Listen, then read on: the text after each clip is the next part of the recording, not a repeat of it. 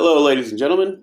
I just wanted to go ahead and start this week out with a couple of my recent pieces from 2020. Um, so last week, what I wanted you to do is like take pictures and upload pictures. We ended the week with a little art history thing. I'm trying to learn how to use the technology, and so this is another good example of me trying to figure out how to teach this remote section. I'm trying to learn how to narrate, use this interesting, this is Screencastify that I'm using. I'm probably talking too much about it. But these are some of the paintings that I've made this year. So everything I'm going to show you is created in 2020.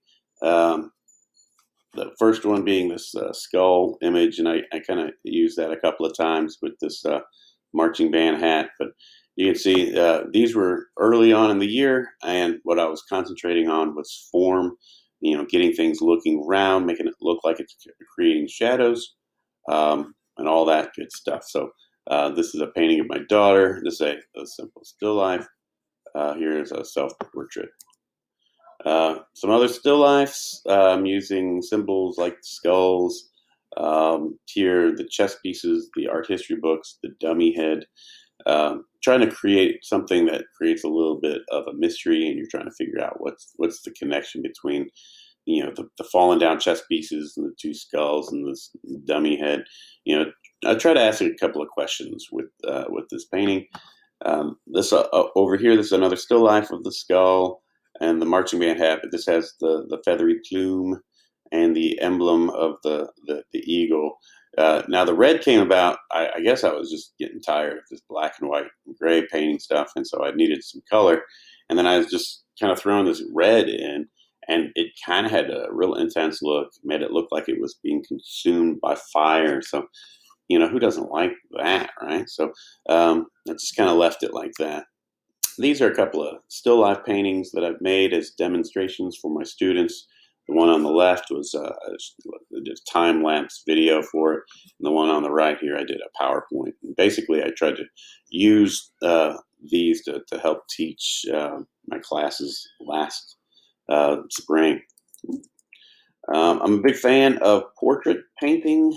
We are people. We like people. We're friends with people. We love people. People. I'm a big fan of painting people. This is a watercolor painting over here on this side, and this is an oil painting. So I like to mess around with a bunch of different types of materials. It doesn't all have to be one type of material. It's all very versatile. This is another portrait. I was doing a series of portraits over the summer, and this is a portrait of one of my daughters. One of the things I really enjoy about this is the temperature of the color.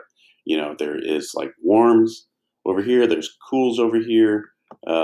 In the shirt, it's kind of broken into that like light and dark system, but the temperatures are pretty interesting. There's a lot of greens and a lot of oranges and pinks in her face that I like because the color is more interesting that way.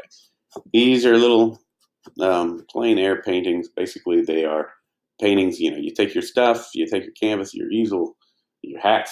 You gotta take your straw hat, and you make a painting outside. So these are two different locations, two separate days, but each one of these paintings about 2 or 3 hours sitting outside just painting the landscape. Okay, so these are other paintings that I kind of grouped these together because they're kind of thematic.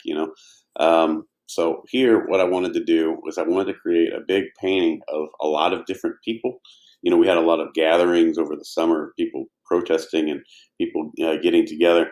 And something I really enjoyed about seeing this is like there was black people, there was white people, there was men, there was women, there was old people, and young people. It was like this big collection of people, and they were trying to make a statement. And I've got some of put the dove up here to try to talk about show that they're trying to unify for a peaceful thing. I didn't want this to look like it was going to be a dangerous riot, even though I've got a hidden skull and the riot cops back here. But they are fighting for this thing. This is a sign. I put the word equality in here, And I just think that is a just a good thing to strive for. These are other images I created at the same time, trying to deal with the same kind of social commentary.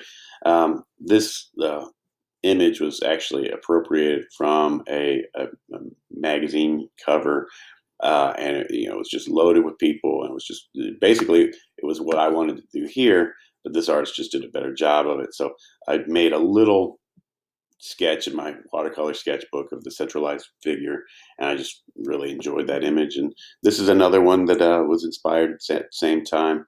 The mask, I think, is such an interesting visual device, in some of these, because it really puts a timestamp on these. Meaning, I'll be able to look back at this in 5 years and seeing the mask, I'll instantly go, "Oh, well, that's 2020."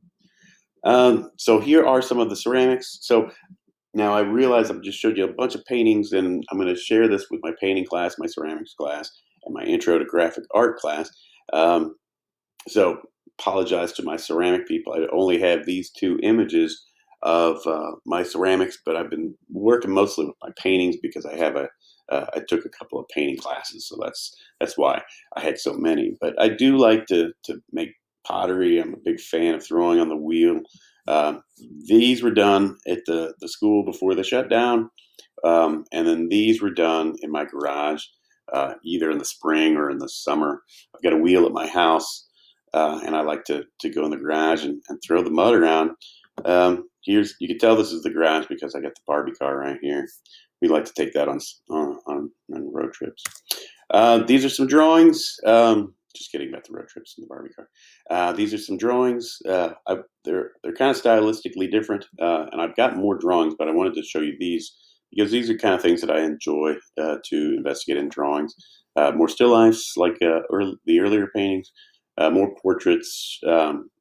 Kind of like some of those earlier portraits, and then I got this kind of like a curve ball. And what I try to do here is kind of do this. Inspired by a song. And so I tried to take inspiration from a song and create a design that was kind of confusing, a little strange, and it had interweaving um, symbols and content throughout it. So I would say, a little bit more creative on that one. So those are the things that I have been working on since the corona has begun.